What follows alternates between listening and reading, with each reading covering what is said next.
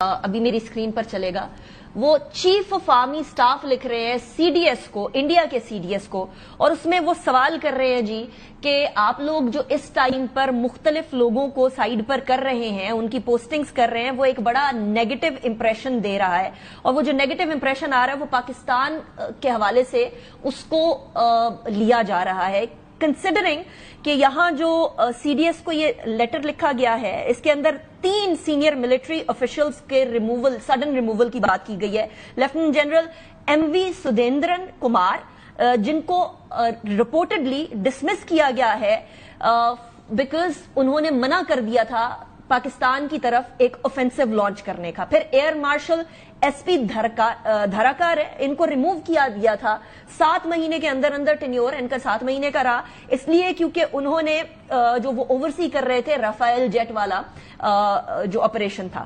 پھر lieutenant general D S Rana ہے، ان کو را کی جو ابھی ریسنٹ فائلز لیک ہوئی ہیں جس کے اندر سارا بھانڈا پھوٹ گیا، انہوں نے وہ لیک کیا، ان کو بھی سائڈ پہ کر دیا گیا۔ جنرل صاحب، ہاؤ ڈو یو سی دس کہ چیف آف آرمی اسٹاف کہہ رہے ہیں کہ یہ ہماری سبکی ہو گئی ہے انڈیا کی؟ ان کا جو ہے جنرل سچندرا کمار جس کے انڈر تھا یہ پوری کشمیر کی ویلی، وہ سب سے بڑی کمانڈ ہے اس وقت جو آرمی کا، ان کا چیف آف آرمی اسٹاف ہے، اس بننے سے پہلے وہ نردرن کمانڈ کمانڈر تھا، اور ان کا جس کو انہوں نے سیک کیا، ہٹایا وہاں سے چندرا کمار کو، اور وہاں اس کو شرما صاحب کو پوسٹ کر دیا ہے، وہ پہلے ان کا ملٹری انٹیلیجنس کا چیف رہا ہے، وہ ان کا انفنٹری اسکول کا کمانڈنٹ رہا ہے، وہ vice chief of army staff تھا، اتنی امپورٹنٹ جگہوں پہ رہا ہے۔ اب اس کا افیکٹ دیکھیں، اس کو ہٹایا ہے، اور آج رپورٹ آئی کہ 185 جو ہے بارڈر سیکورٹی فورس کی رجمنٹ نے ہندوؤں اور اس میں کلیش ہوا ہے سکھوں کا، اور 5 سکھ مار دیے، 5 کے 6 سکھ مار دیے۔ تو یہ جو پھر ہوتا ہے کہ جو سبارڈینیٹ کمانڈر ہوتے ہیں، بڑا نیگیٹو افیکٹ آتا ہے، مورال پہ افیکٹ آتا ہے کہ آپ لیڈر کو ہٹا دیں،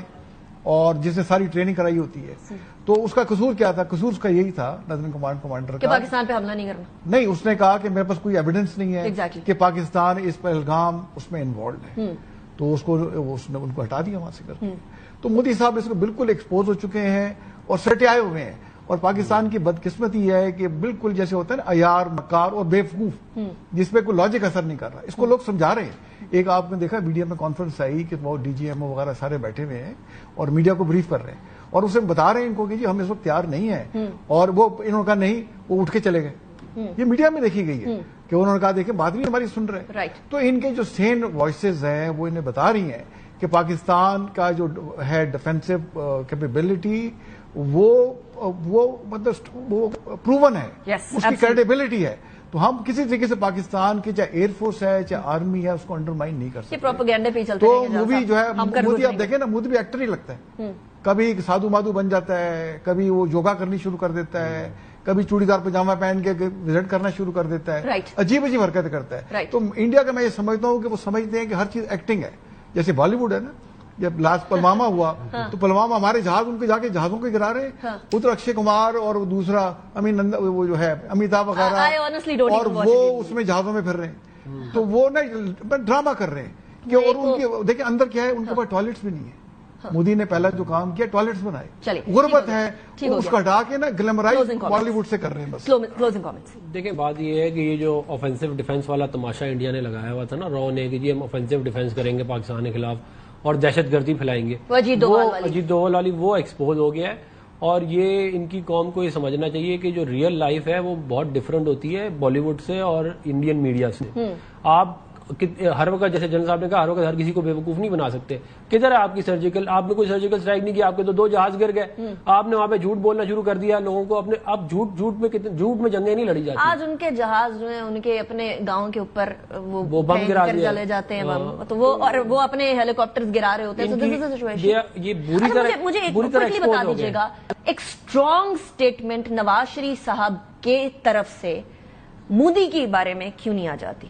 میاں نواز شریف صاحب کے جو بھائی ہیں وہ وزیر اعظم ہیں، گزارش سن لینا میری، ان کی پوری جو ٹیم ہے وہ ہر جگہ جا کے اس بات کو کہہ رہی ہے۔ تو ہر بات میں میاں نواز شریف صاحب خود نہیں ڈائریکٹلی انوالو ہوتے. لیکن یہ والی بات تو ملک کی بات ہے نا سینیٹر صاحب. ہم سارے میاں ہم سارے میاں نواز شریف صاحب کو ریپرزینٹ کر رہے ہیں, اور ہم یہاں پہ کیا کیوں نہیں دے دیتے اسٹیٹمنٹ؟ وہ دیکھیں وہ اپنی مرضی سے دیں گے. انسسٹ کرے گی پی ایم ایل این کی لیڈرشپ کیا آپ ایک اسٹیٹمنٹ دے دیں؟ نہیں تو وزیر اعظم نے جو دے دی, ان کے بھائی نے دے دی. تو وزیر اعظم ہے نا, مریم نواز شریف صاحبہ نے دے دیا. لیکن مجھے یاد پڑتا ہے نا کہ جب پرائم منسٹر صاحب, جب نواز شریف صاحب پاور میں تھے تو اس ٹائم پر obviously مودی صاحب ان کو ملنے آئے تھے, شہباز شریف صاحب کو تو ملنے نہیں آئے تھے نا, تو ان کی طرف سے ایک اسٹیٹمنٹ آ جانی چاہیے. سیم صاحب نہیں, وہ اسٹیٹمنٹ جب وہ بہتر سمجھیں گے وہ ضرور دیں گے, لیکن آپ یہ بات یاد رکھیں کہ میاں نواز شریف صاحب وہ بندے ہیں جنہوں نے 5 کے مقابلے میں 6 ایٹمی دھماکے کیے تھے. چلیے J17 پروگرام انہوں نے بنایا. گاٹ یور پوائنٹ سر صاحب, تھینک یو.